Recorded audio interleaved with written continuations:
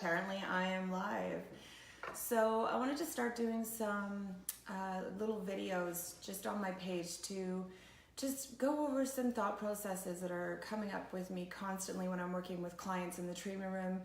And I'm actually currently working on a book as well. And you know, there's things that I'm thinking about and talking about that I really want to share with you guys.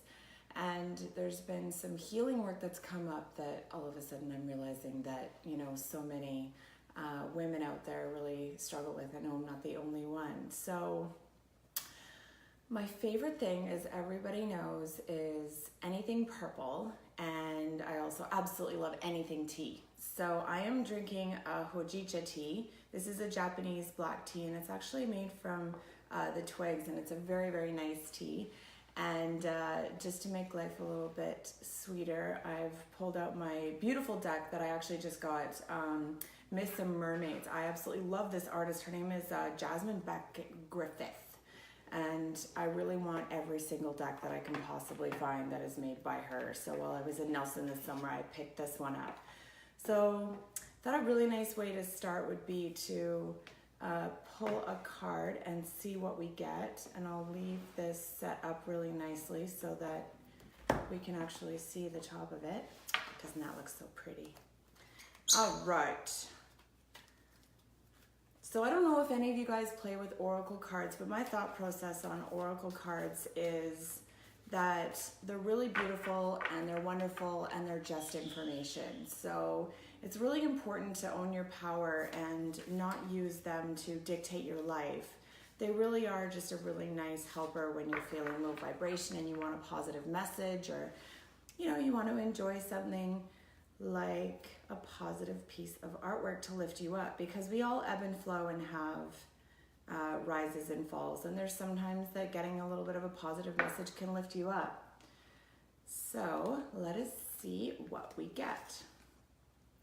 So I got the Micro Sim Sea Scope. This is really interesting. It's one of those little glass globes, and then it's got like a little mini world inside of it.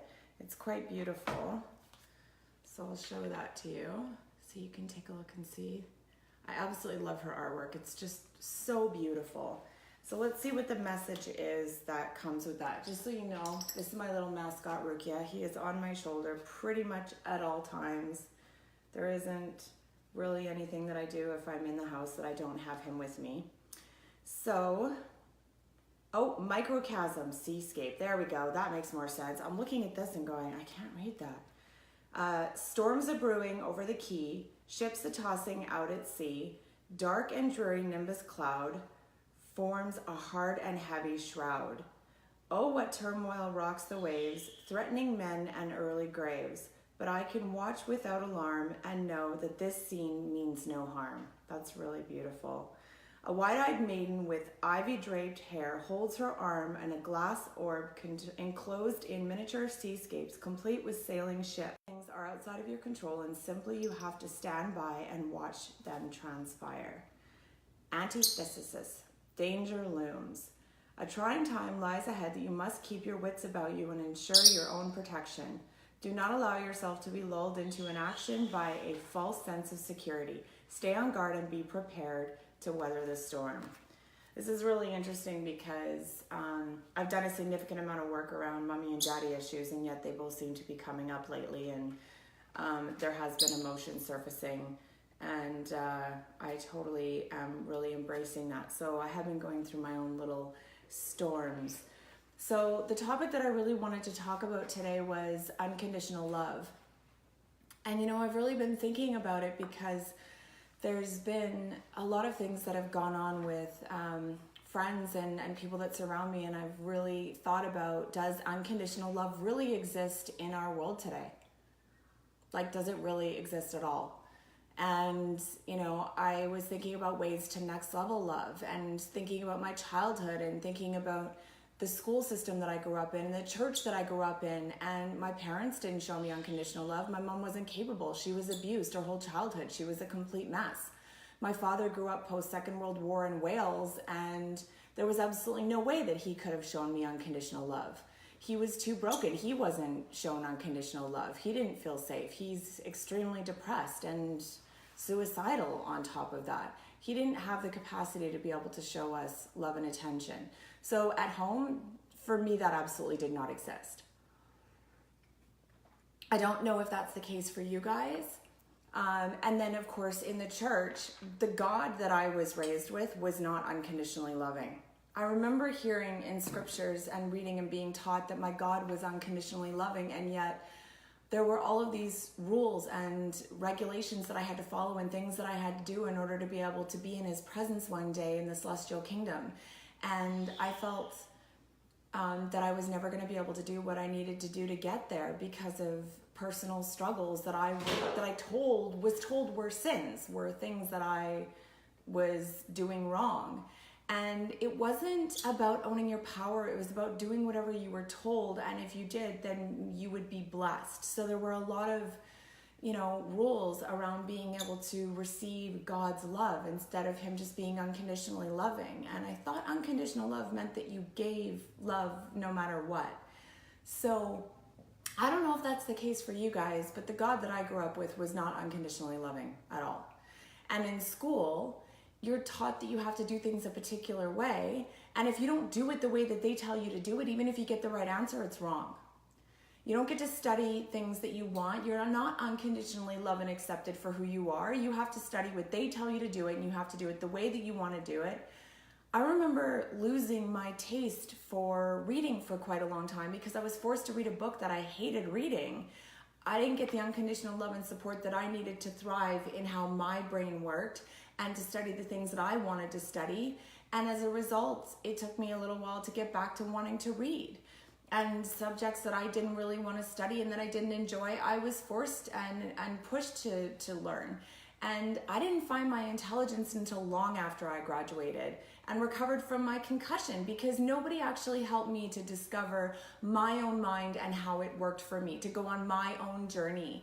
So I was pretty much a C student throughout school, and I accepted it and thought that I was pretty not smart, which is a little bit ridiculous, but that's what the school system taught me. That was the attitude that I came out with. So I'm trying to figure out how the school system is showing you unconditional love.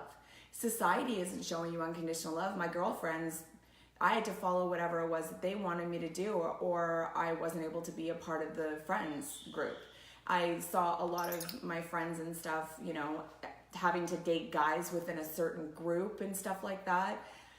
Your friends don't show you unconditional love. You've got to fit in order for them to like you. And if you're not feeling one day or whatever, are they going to come and make you soup, or are they going to ditch you and make friends with another person? I know that before I got into my accident, the friends that I thought that I had were friends were there for me when, we went out to go and have fun. But when I got into my car accident, every single one of them scattered. They're what I call fair weather friends. And they weren't there for me at all, and they weren't showing me unconditional love because not one of them had my back when I was injured and I couldn't work and I needed support. So it really wasn't until after my injury that I got into a place where I started to attract people that were unconditional love. And I actually have a partner in my life who I know absolutely unconditionally loves me and has my back and sees me bigger than I see myself. I have a business partner who unconditionally loves me, and I know I could call at 3:00 in the morning and he would be at my house in a heartbeat. And, I've really thought about how it is that we can be unconditionally loving and raise our children. Stop and think about what unconditional love looks like. Look at your world, all the aspects of your world, and see if you actually know what unconditional love actually even looks like, and if you've ever even really experienced it.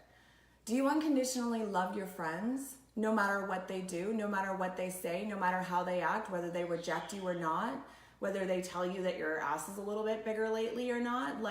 It doesn't matter what your friends say and do. You should be able to unconditionally love your friends and accept them where they are in their refining fire because it's perfect the way that it is. Are you unconditionally loving your partner, or are you expecting him to be or do something for you to be happy? Are you helping your partner to create a life in service of themselves and you doing that for yourselves? How do you feel about your family? Are you unconditionally loving them for who they are, or are you trying to get them to be and do something? and be so much bigger than, you know, they can even possibly see themselves. How are you raising your children? Are you unconditionally loving your children? And instead of punishing them for whatever it is that they've done wrong, maybe taking a look at whatever it is that they did and see if maybe there's some insecurity or some fear or something that's driving that. I just want you to just take a moment and just really, really think about that and how you can next level your expression of love. Take a look at your culture. Do you live in a culture that doesn't allow you to be able to hug your family and to show love and affection towards your family? Because I know people that live in that type of a culture where their parents don't hug them. They don't show physical love towards each other. So think about the people that you really love and care about. Think about how you're existing in your life. The heart chakra is actually compared to the element of air. And if you think about the element of air, it exists unconditionally at all times. It doesn't hold back at all, ever. It doesn't creep into a room and go, there are any douchebags in the room, and then not show up. It's always in the room in abundance at all times. It is up to you as to how deeply you decide to breathe or not. Do you take a shallow breath or take a deep breath? Because the air is always there unconditionally. Are you existing that way in your life?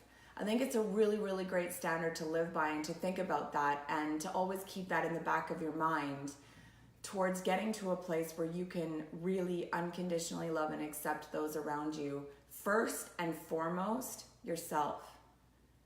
Are you unconditionally loving and accepting yourself? Listen to your inner dialogue and the things that you're telling yourself about the world. And, you know, whether you screw up on something, what's your inner dialogue when, you know, you knock something on the floor and it breaks, or, you know, you fail at a particular thing that your boss asked you to do, or you upset your partner or whatever. Is there negative self-talk, or are you saying that it's a learning opportunity and you're using that to heal? So just look at all aspects of your life. And I'm absolutely going to expand on this when it comes to parenting, when it comes to relationships, when it comes to work. This is a really big topic, but I just want to get your brain starting to think about this topic in particular so that you can just kind of ponder and just become aware of yourself and how you're existing. And then maybe think of little things that you can do to show more love to those people who are around you. Those of us who are becoming aware need to start to next level our love. There is so much going on in the world, and those of us that have a message to share need to start sharing it.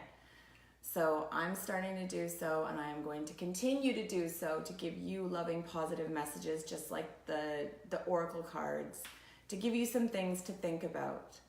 So I hope you guys all have a fantastic day, and if you have any feedback or anything like that, or any questions around this and you want to talk about it, feel free to comment or send me a message.